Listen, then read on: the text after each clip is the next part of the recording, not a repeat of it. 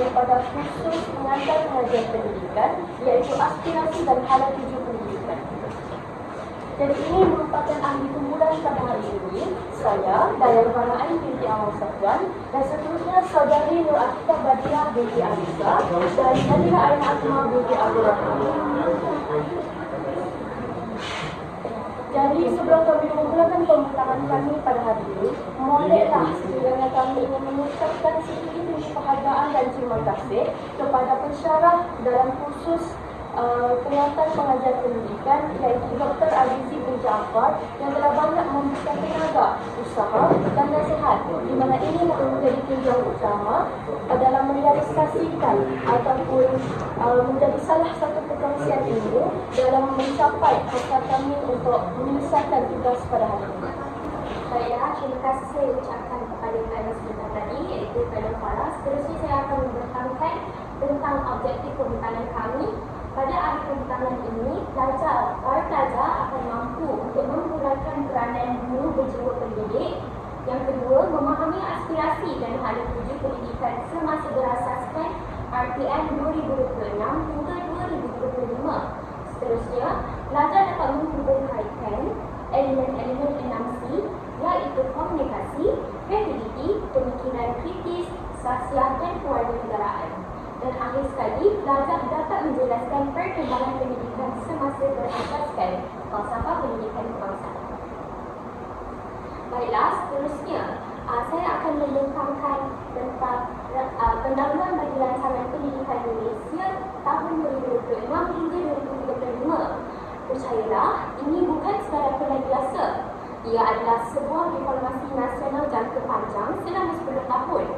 Matlamat utama kita adalah jelas untuk membina semula sistem pendidikan negara secara menyeluruh agar lebih relevan, inklusif dan berdaya saing. Sebelum kita pergi dengan lebih mendalam, reformasi ini berpaksikan kepada visi murni Kementerian Pendidikan Malaysia, iaitu pendidikan bermutu insan terdidik negara sejahtera. Pendidikan bermutu insan terdidik negara sejahtera. Visi ini menekankan kualiti akademik sahaja tidak mencukupi. Kita mahu melahirkan modal insan yang mempunyai sasiat teruji yang akhirnya akan membawa kepada kemakmuran negara. Seterusnya kita pergi kepada 4 pilar fokus utama, iaitu keadilan akses. Keadilan akses, tiada murid yang tertinggal sama ada di bandar maupun di pedalaman. Setiap anak Malaysia berhak untuk mendapat pendidikan yang setara. Yang kedua, kita ada kualiti pembelajaran. Kualiti pembelajaran apa? Kita beralih daripada sistem berorientasikan peperiksaan semata-mata kepada pembelajaran yang lebih bermakna dan berimpak tinggi. Yang ketiga pula, kita ada pembentukan nilai. Pendidikan bukan hanya tentang akademik, tetapi juga tentang hati. Penerapan nilai murni dan etika adalah kritikal dalam membentuk seseorang murid. Seterusnya kita ada kesiapsiagaan murid untuk menghadapi cabaran masa hadapan. Kita mahu murid kita ada cabaran di masa, kita mahu murid kita ada nilai yang mampu untuk menyebarangi cabaran masa hadapan. Jadi mereka harus bersiap sedia untuk menimbangi bukan sahaja cabaran di negara kita, malahan cabaran global, teknologi AI dan juga ekonomi digital yang sentiasa berubah ikut perubahan zaman. Sekarang saya akan teruskan lagi masih lagi di bahagian pendahuluan, tetapi kita lebih fokuskan tentang RPM, iaitu Rancangan Pendidikan Malaysia pada tahun 2026 dan 2035.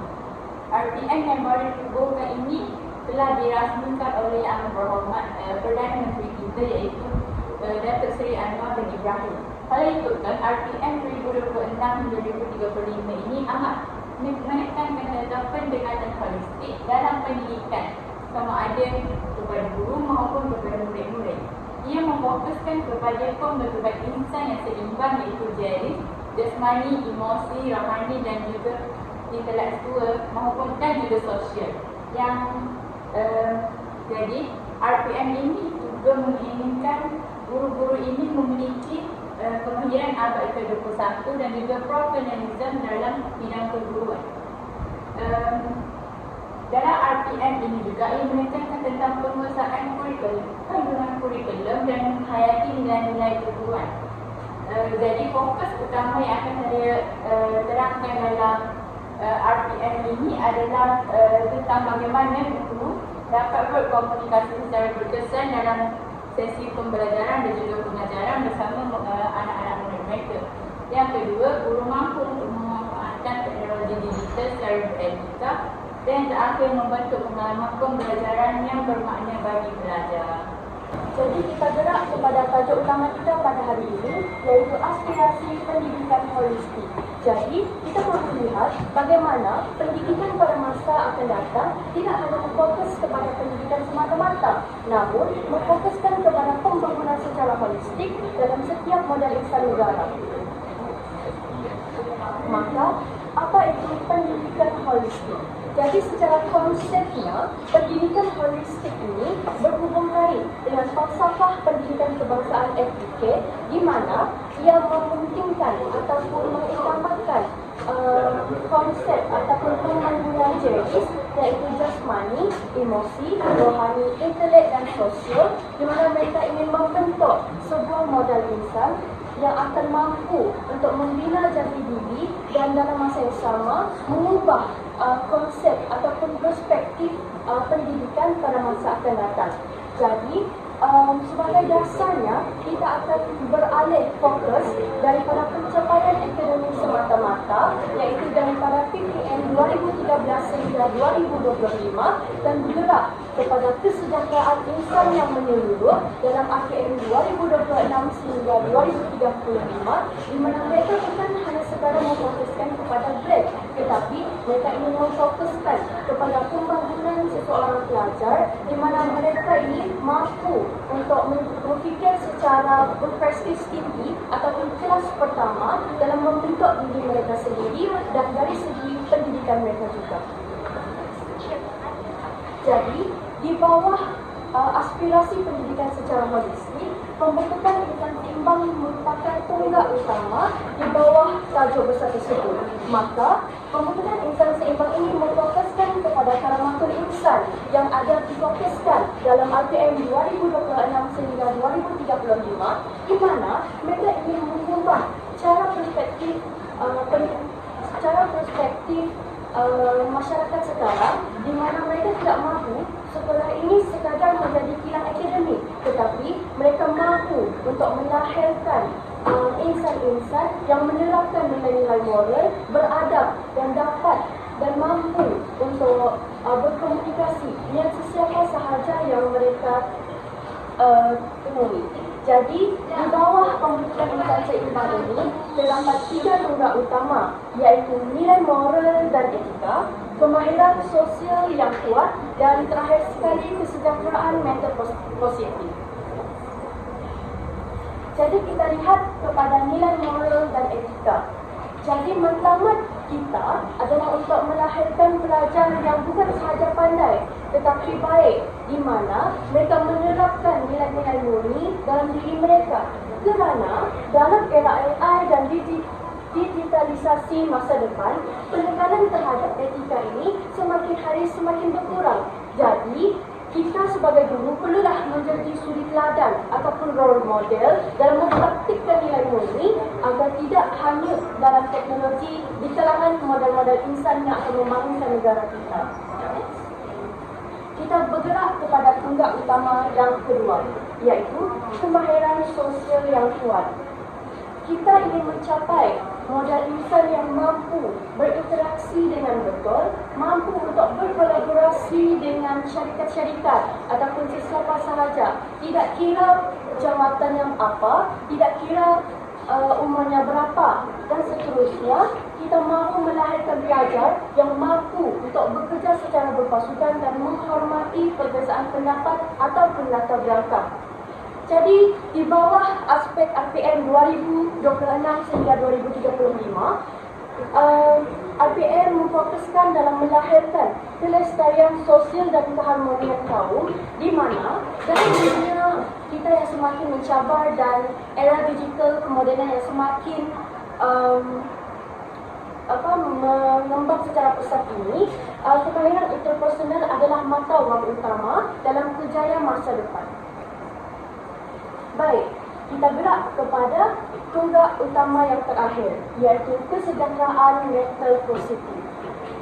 Sebagai seorang pendidik, kita ingin melahirkan model insan yang bukan sahaja mampu dalam mencapai sesebuah grade yang sangat cemerlang, tetapi kita juga mahu anak-anak kita ini mempunyai mental yang sihat dan mampu untuk bergerak dalam apa-apa keadaan sekalipun dengan emosi yang stabil dan walaupun di dalam apa-apa pun tekanan, di mana kerajaan telah pun memberi tempoh dari 2026 sehingga 2035 untuk merealisasikan ekosistem sekolah sehat dan selamat, di mana ini termasuk pengurusan stres dan sokongan psikososial yang lebih sistematik di dalam sekolah. Seterusnya, saya akan membentangkan mengenai aspirasi pendidikan holistik yang kedua yang menjadi teras kepada masa depan pendidikan negara kita melalui Rancangan Pendidikan Malaysia RPM 2026 hingga 2035. Dalam mencapai aspirasi ini, fokus utama diberikan kepada teras strategik kedua, iaitu pembangunan potensi murid secara menyeluruh bagi merealisasikan penguasaan kemahiran abad ke-21 dijadikan sebagai pemacu utama. Terdapat 4 kemahiran kunci yang akan saya tekankan pada hari ini, iaitu kemahiran berfikir kritis, kemahiran komunikasi, kemahiran kolaborasi dan juga kemahiran teknologi. Baiklah, mari kita lihat dengan lebih mendalam. Yang pertama, tentang kemahiran berfikir secara kritis. Kemahiran berfikir secara kritis bukan sekadar menjawab soalan, tetapi menyebabkan analisis maklumat yang sangat-sangat mendalam dan membuat keputusan berasaskan logik serta etika. Sasaran kita adalah 90% penguasaan murid melalui penghasilan berasaskan projek. Yang kedua, kita ada kemahiran komunikasi. Kemahiran komunikasi adalah murid kita perlu mampu menyampaikan idea secara jelas, meyakinkan dan adaptif dalam pelbagai saluran, termasuk penguasaan dua bahasa, iaitu dalam bahasa Melayu dan juga dalam bahasa Inggeris. Serta penyampaian digital untuk kesan novel. Yang ketiga pula, kita ada kemahiran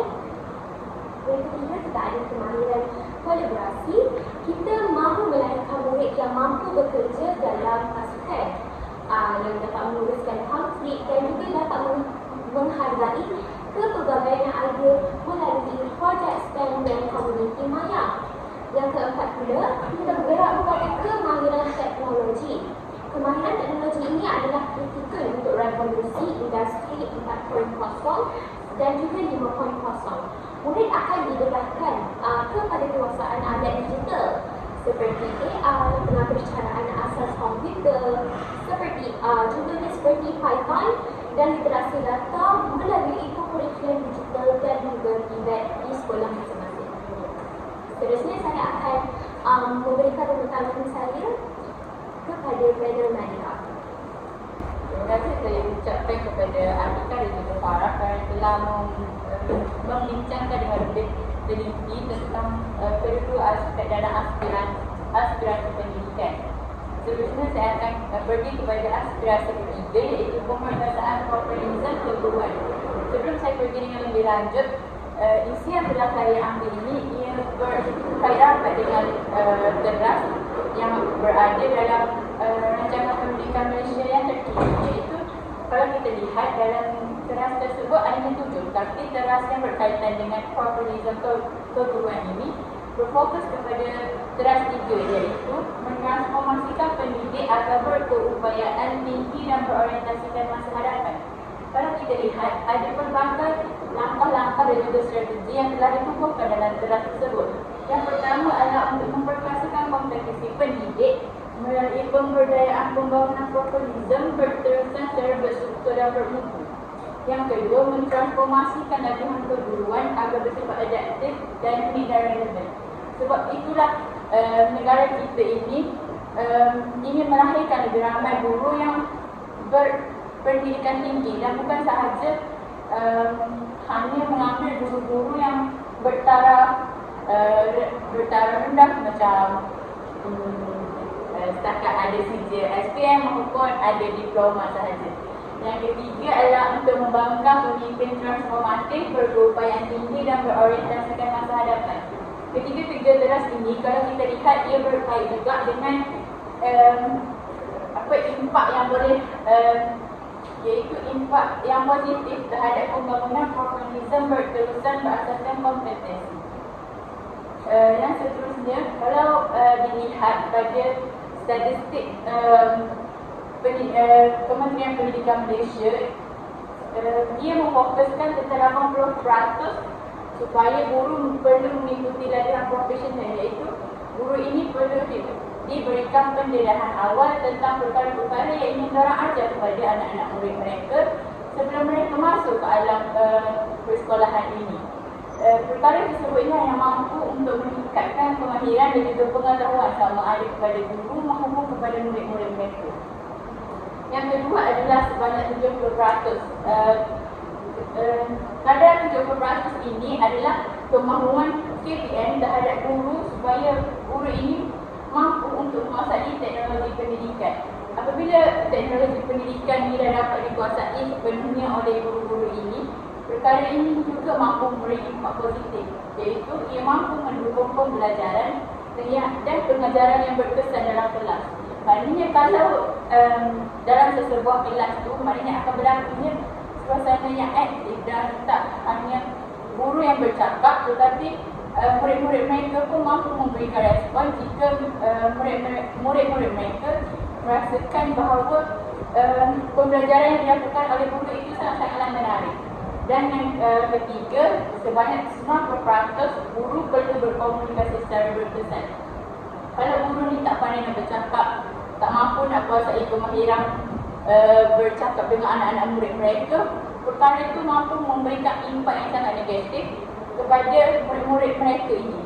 Di mana apabila guru itu mampu untuk bercakap dengan sangat baik dengan anak-anak murid mereka, ia mampu memastikan pemahaman pelajar dan interaksi yang baik antara dua hal, antara guru dan juga murid-murid.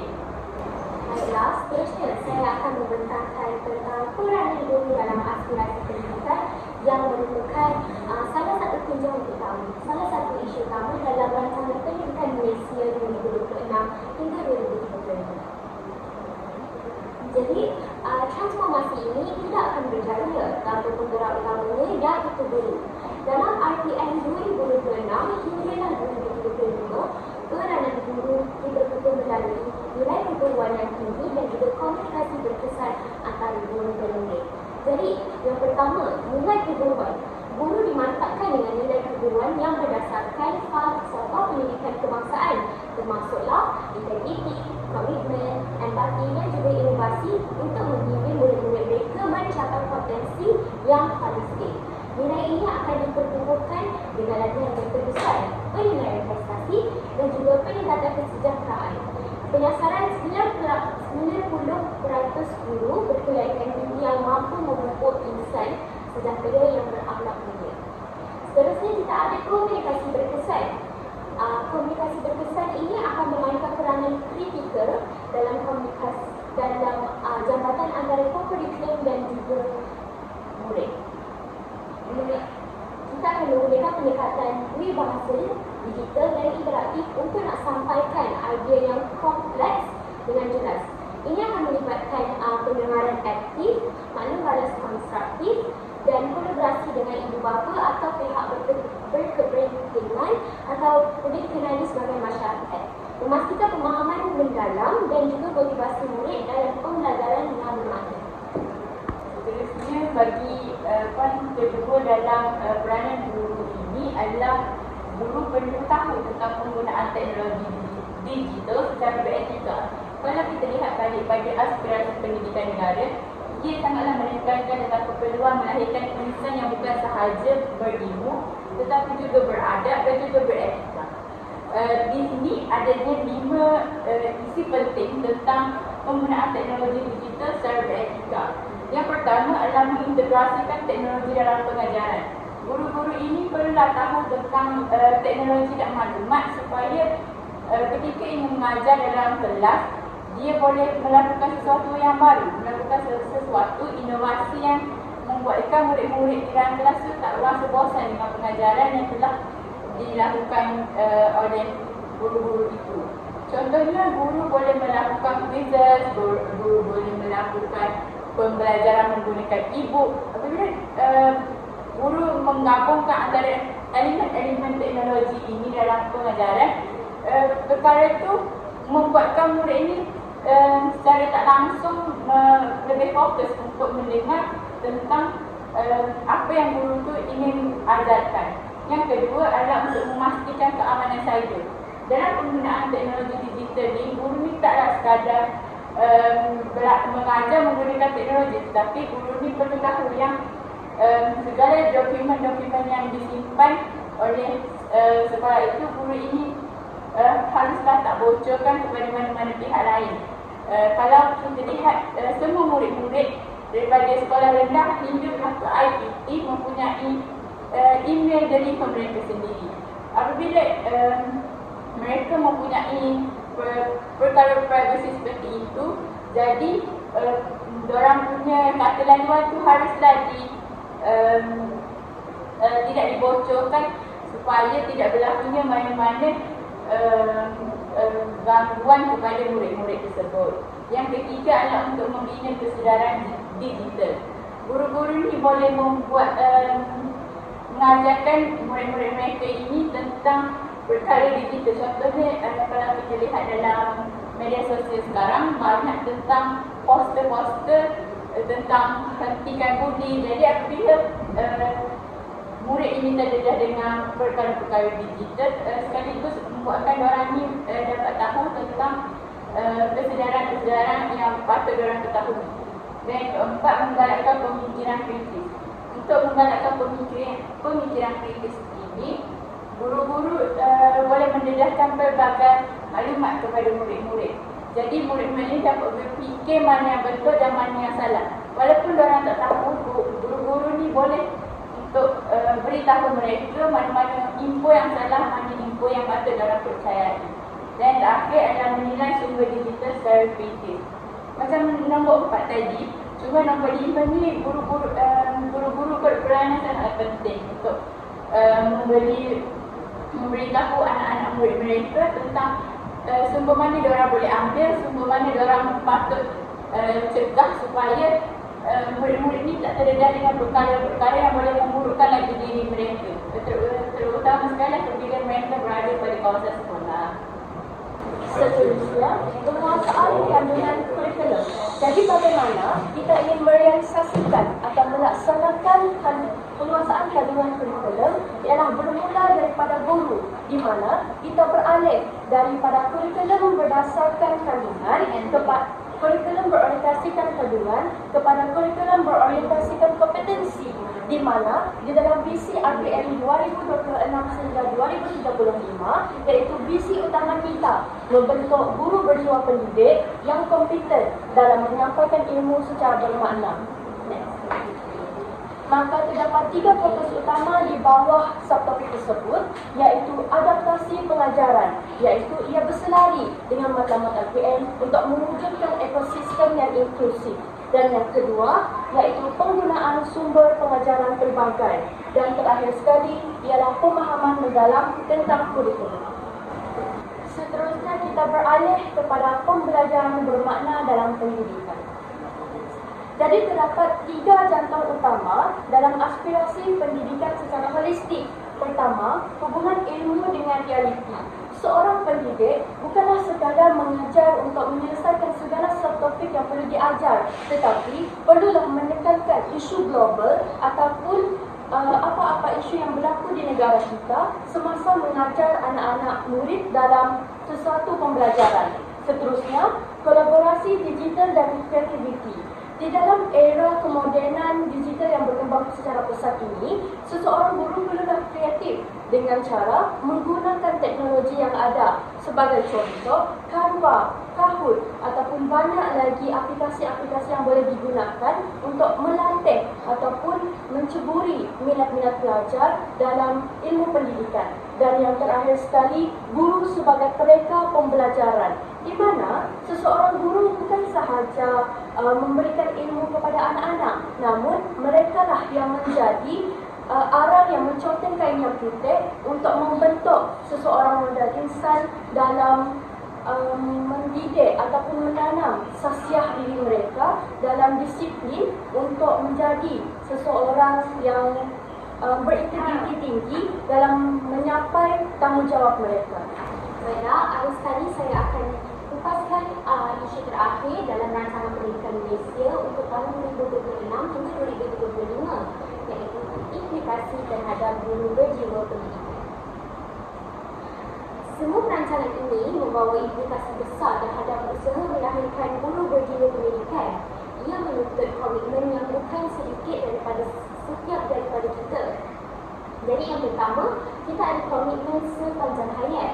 Guru digalakkan untuk menimba ilmu secara berterusan melalui kursus digital dan kemahiran abad ke-21 dan juga refleksi diri untuk kekal relevan dengan murid-murid pada zaman sekarang.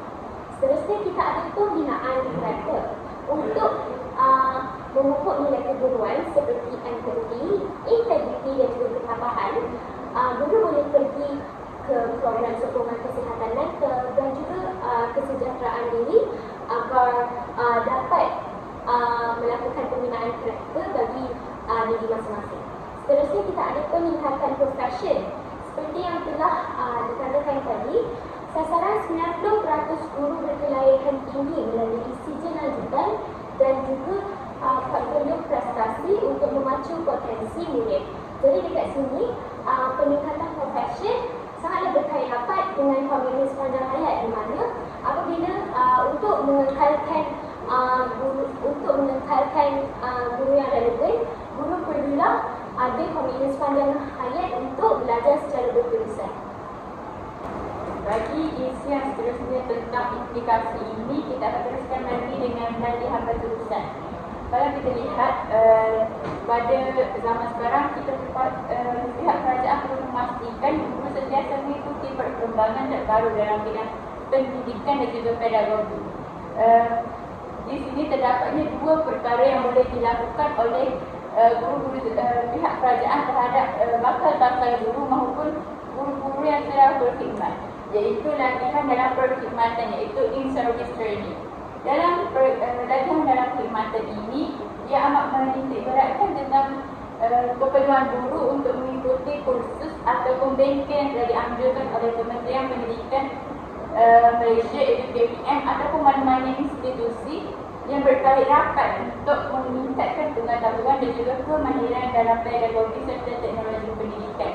Apabila adanya sedikit, walaupun sedikitlah dalam diri guru-guru ini tentang latihan dalam perkhidmatan ini, perkara ini diorang boleh guna balik ketika diorang berada di sekolah.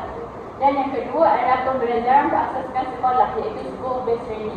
Di mana dalam pembelajaran berasaskan sekolah ini, guru terlibat dalam sesi perkongsian ilmu, pendidikan tindakan atau kolaborasi dalam kalangan guru di sekolah bagi meningkatkan kebersamaan pengajaran dan juga pembelajaran, iaitu PDP. Bukan sahaja tentang praktikum tadi, tetapi bagi yang sudah menjadi guru yang telah mendapat tempat di mana-mana sekolah, sebenarnya guru ini boleh mengadakan satu program di mana guru di sekolah lain dan juga guru di sekolah kita juga dapat berkumpul dan saling berkongsi maklumat tentang macam mana murid-murid di sekolah mereka saling saling bertindak di dalam kelas. Jadi ini merupakan implikasi terakhir, iaitu komitmen terhadap pendidikan, di mana pertama, penghayatan nilai keguruan. Sebagai seorang guru, kita perlulah menanam jiwa sebagai seorang pendidik dan menanam rasa ikhlas untuk memberikan apa-apa ilmu yang kita ada kepada anak-anak murid. Dan kedua ialah kekekalan dalam pembangunan profesional. Sebagai seorang guru juga, sepanjang hayat perlulah kita bertekad untuk sentiasa mempelajari perkara baharu di dalam sektor pendidikan maupun di luar sektor pendidikan agar dapat dikongsikan kepada anak-anak murid agar pemikiran mereka lebih terbuka dan mampu untuk berfikir secara kreatif. Dan yang ketiga ialah tanggungjawab terhadap kesejahteraan murid, di mana guru perlulah komited dalam memastikan setiap murid mencapai potensi holistik dan lebih-lebih lagi memegang konsep GEMS. Sebelum menutup tirai pembentangan kita pada hari ini, ialah kalau kita pergi kepada bahagian kesimpulan.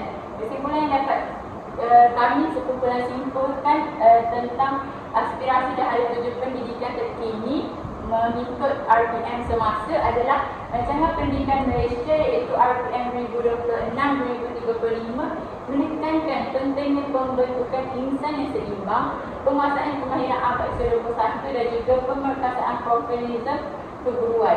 Hal ini memerlukan guru untuk menguasai dengan kurikulum, menghayati nilai-nilai keguruan, berkomunikasi dengan berkesan serta menggunakan teknologi digital dengan beretika. Aspirasi ini bertujuan untuk membentuk guru yang berjiwa pendidik dan juga mampu untuk mencipta pembelajaran yang bermakna bagi pelajar. Jadi itu sahaja bagi pembentangan tentang aspirasi dan hala tuju pendidikan terkini dari kumpulan kami. Sekian, terima kasih.